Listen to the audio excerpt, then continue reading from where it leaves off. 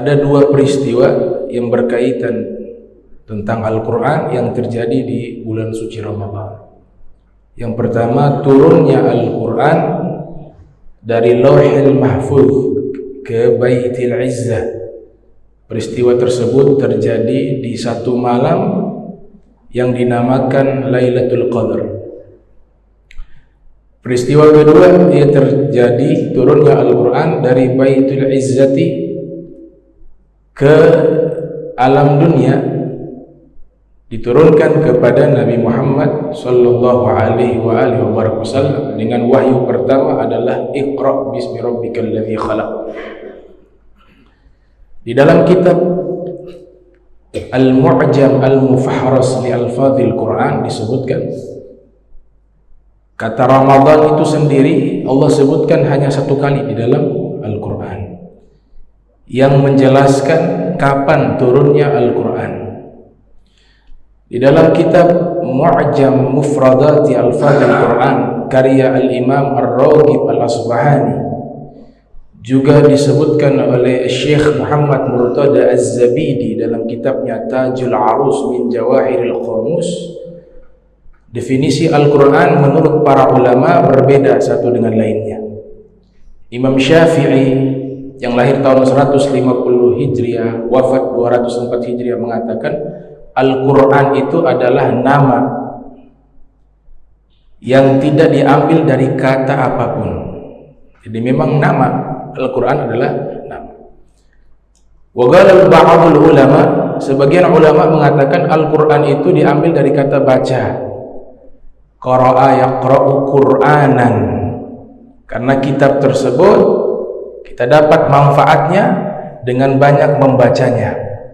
Bahkan wahyu pertama perintahnya untuk membaca. Iqra, bacalah. Di dalam Al-Quran Allah Ta'ala dengan jelas menyatakan bahwa Al-Quran itu turun di bulan suci Ramadan. Adapun kapan tanggalnya tidak ada ketentuan yang sharih sehingga para ulama berbeda pendapat. Ada yang mengatakan 17 Ramadan, ada yang mengatakan 24 Ramadan, dan ada yang menyatakan 27 Ramadan dan seterusnya. Karena tidak ada nas yang sharih menjelaskan tanggalnya. Tapi kesepakatan seluruhnya Al-Quran itu diturunkan di bulan suci Ramadan dengan firman Allah, Syahrul Ramadan alladzi unzila fihi al-Quran hudan linnas wa bayyinatin minal huda wal furqan.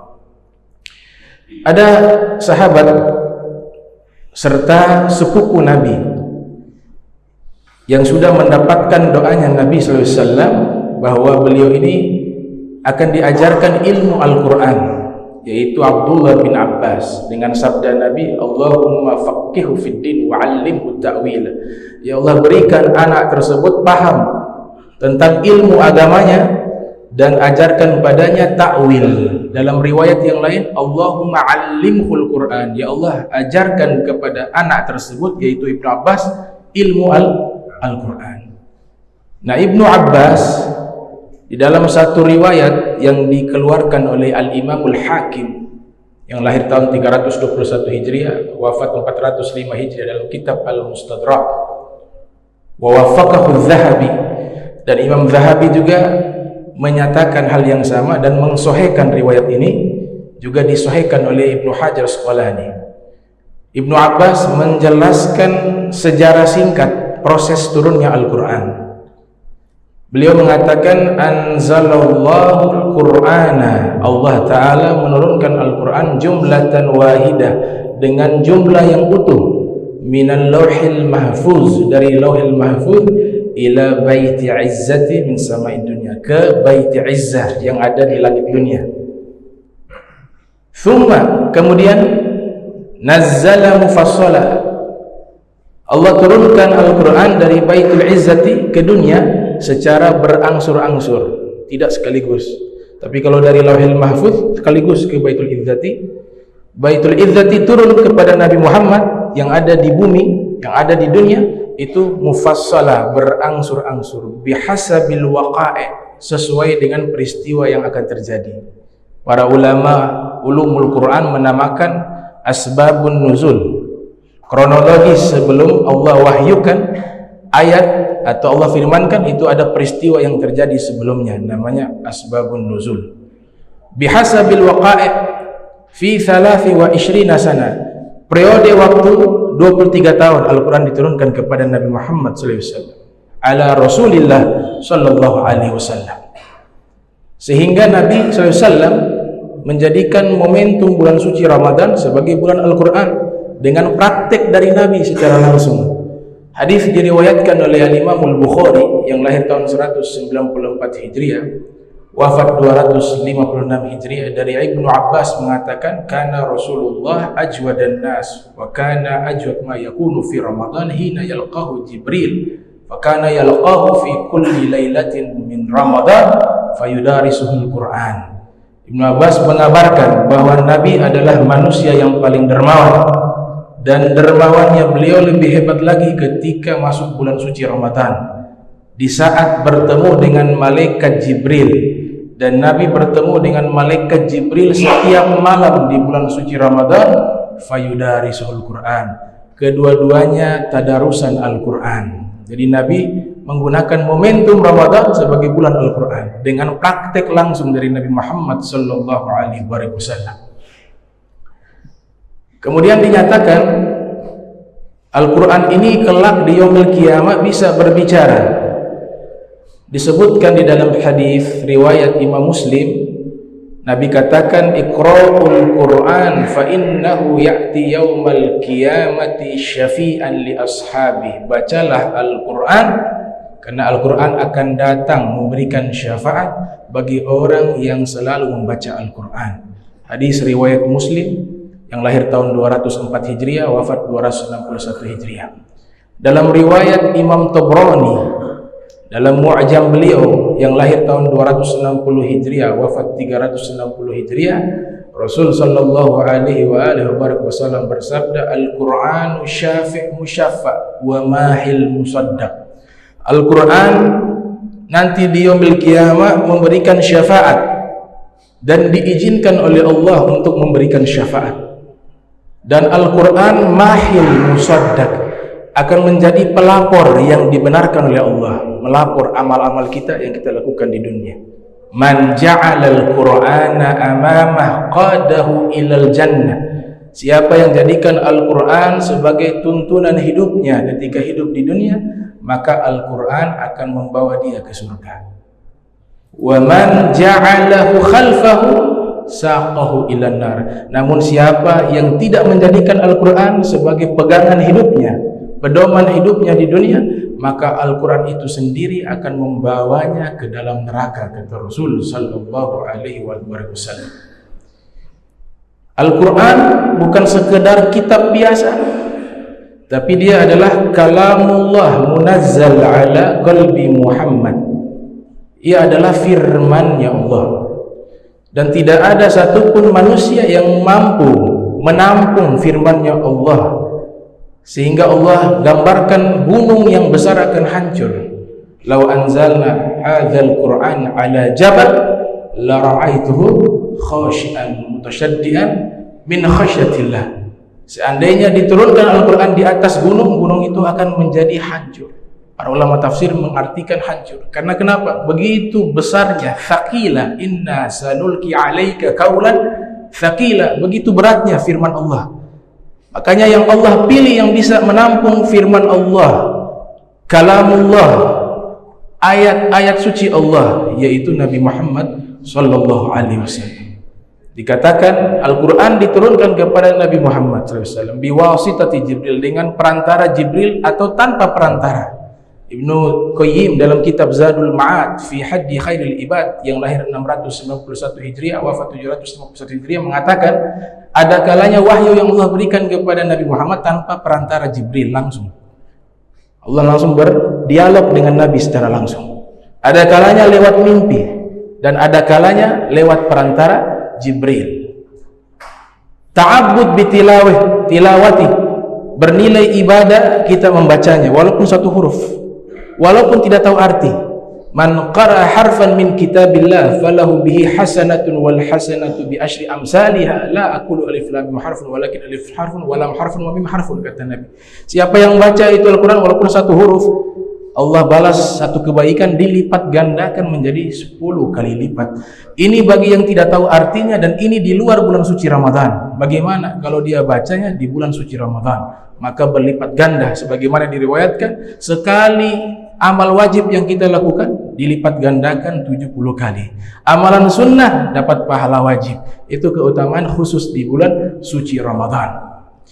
Di dalam riwayat Al-Hakim disebutkan Al-Quran ini juga adalah jamuannya Allah.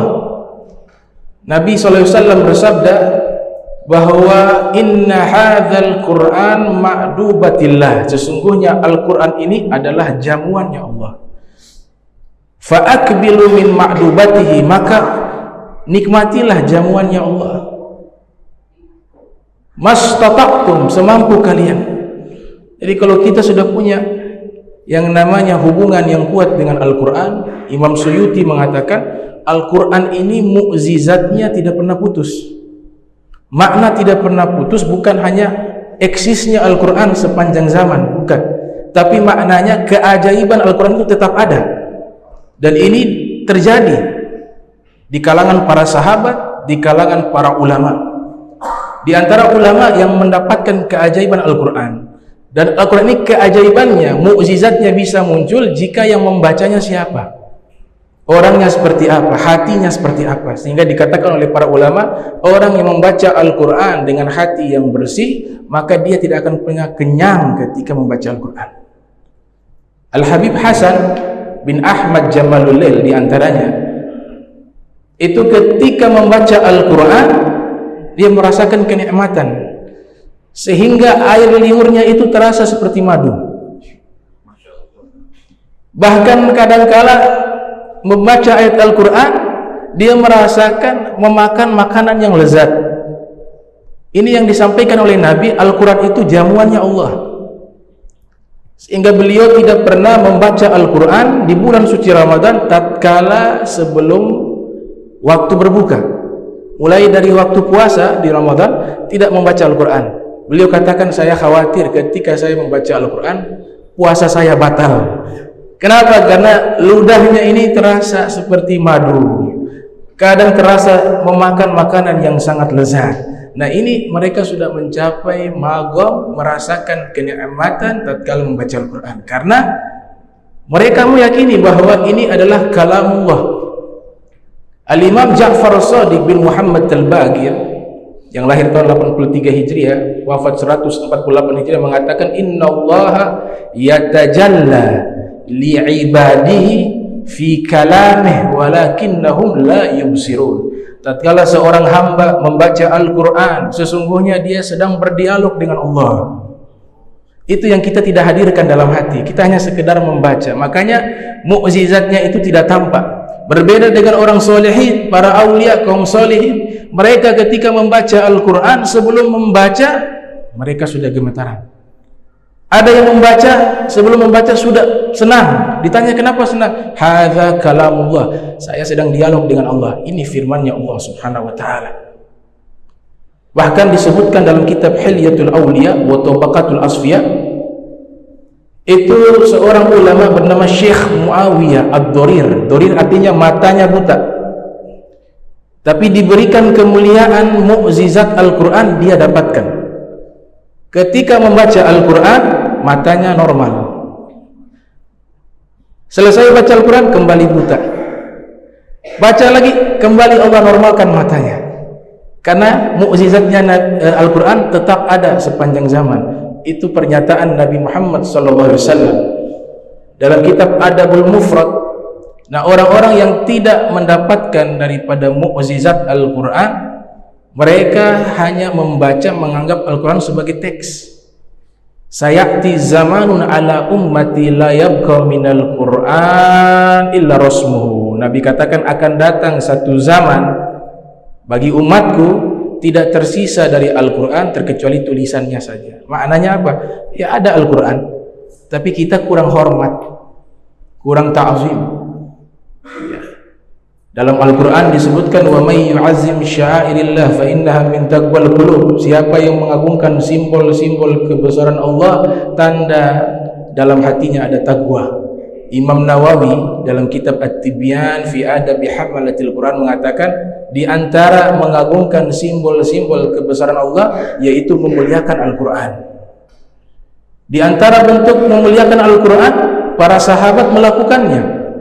Sayyidina Utsman bin Affan sebagaimana yang diriwayatkan oleh Imam Suyuti yang lahir tahun 849 Hijriah, wafat 911 Hijriah, dalam kitabnya Al-Itqan fi Ulumil Quran. Sayyidina Utsman kalau salat sunnah baca Al-Quran khatam. Sayyidina Utsman bin Affan selesai membaca Al-Quran dengan mushaf, mushafnya itu dicium dan diusapkan ke wajah beliau. Ikrimah juga demikian, membaca Al-Quran, selesai baca Al-Quran mencium, mengusapkan ke wajah. Memang di zaman Nabi tidak pernah melakukan hal itu. Kenapa? Ya Al-Qurannya belum ada berupa mushaf, adanya di zaman sahabat. Dari mana mereka membuat cara penghormatan kepada Al-Quran? Dengan akal sehat. Hajar Aswad saja batu, sunnahnya dicium. Bagaimana dengan Al-Quran yang isinya kalamullah? Harusnya lebih banyak penghormatan, lebih besar penghormatan kepada Al-Quran dibanding Hajar Aswad. Maka mereka mencium itu.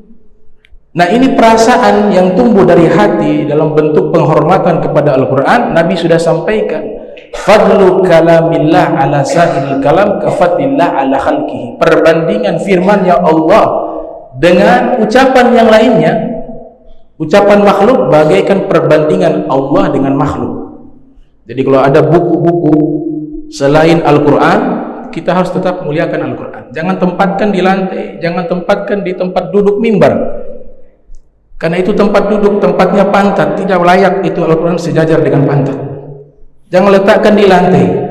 Bahkan di dalam mazhab Syafi'i, menyentuh dalam keadaan tidak berwudu dilarang. La yamassuhu illal mutahharun, tidak boleh menyentuh Al-Quran terkecuali dalam keadaan berwudu, dalam keadaan suci. Ini sebagai bentuk penghormatan. Ada kitab karya Al-Imam Abdul Wahab Sya'rani yang lahir tahun 858 Hijriah, wafat 973 Hijriah, berjudul Lawaqihul Anwar Qudsiyah. Al-Imam Abu Hasan Sazili senang baca wirid. Jadi hajar Al-Quran, beliau tidak pernah baca Al-Quran tapi sibuk dengan bacaan wirid. Memang bacaan wirid tidak salah, baik. Al-Habib Abdurrahman As-Saqaf mengatakan, man la wirda lahu fahuwa kal kirit. Orang yang tidak punya bacaan wirid sehari-hari, maka dia seperti monyet. Namun ketika kita tinggalkan bacaan Al-Quran dan menghabiskan bacaan-bacaan yang lain, tidak pernah menyentuh Al-Quran, maka itu yang salah. Yang ini terjadi. Al-Imam Abu Hasan Sazili membaca wirid dan mungkin muncul dalam hati, ini lebih hebat dari Al-Quran. Apa yang terjadi? Beliau bermimpi berjumpa Rasul SAW. Kemudian Nabi katakan, tatruku kitabullah, tatruku tilawata kitabillah li ajli wuraidatik. Nabi katakan kepada Abu Hasan Sazili, engkau meninggalkan Al-Quran hanya sebab membaca wirid ini. Bangun dari tidurnya, beliau setiap hari membaca Al-Quran, mentadabburi Al-Quran sampai meninggal dunia. Jadi Al-Quran tetap di atas segala-galanya, karena dia adalah kalamullah, dia adalah firman-Nya Allah Subhanahu wa ta'ala.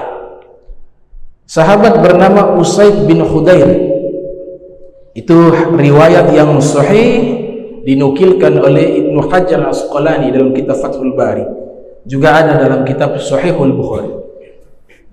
Usaid bin Khudair ketika membaca Al-Quran tengah malam, beliau baca di depan teras rumah beliau, di depannya kuda yang biasa beliau gunakan untuk jihad fisabilillah, beliau ikat di depan rumahnya.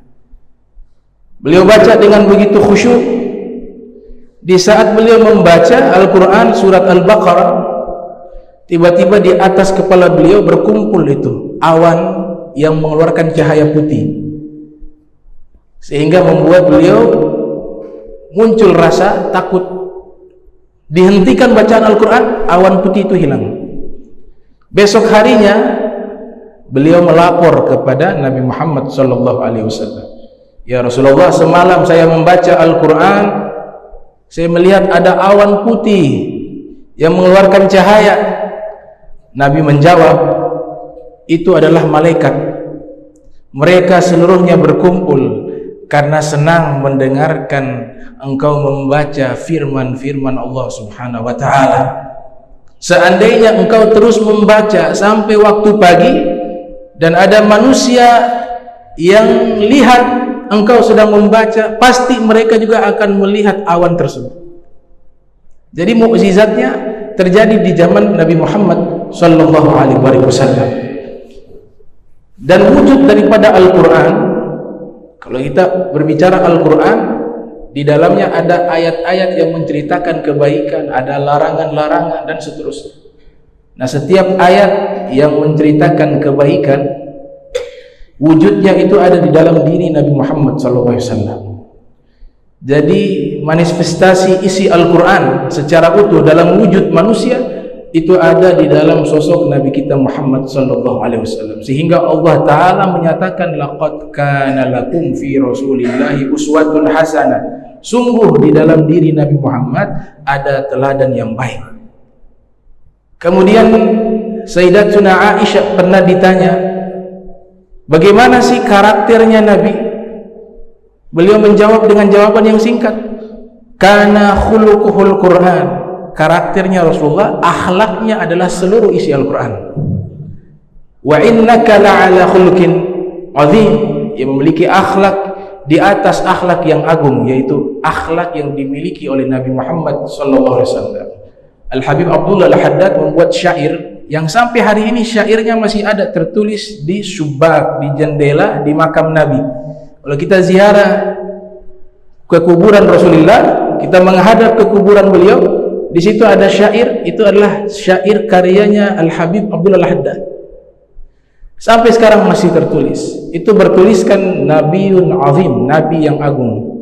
Khuluquhu al-khuluqul ladzi lahu azzama rahmanu fi sayyidil qutbi. Nabi yang agung yang akhlaknya telah dimuliakan, telah diagungkan oleh Allah Subhanahu wa ta'ala, yang tertulis di dalam Al-Quran. Itulah akhlak Nabi kita Muhammad sallallahu alaihi wasallam. Jadi kalau kita ingin mengamalkan Al-Quran dengan pengamalan yang nyata, yaitu kita lihat hadis-hadis Nabi, bagaimana sih akhlaknya Nabi, bagaimana sih ibadahnya Nabi, bagaimana ucapannya Nabi, bagaimana perbuatannya Nabi, bagaimana cara perjalanannya Nabi. Seluruhnya itu adalah gambaran seluruh isi Al-Quran, ada di dalam wujud Nabi Muhammad sallallahu alaihi wasallam.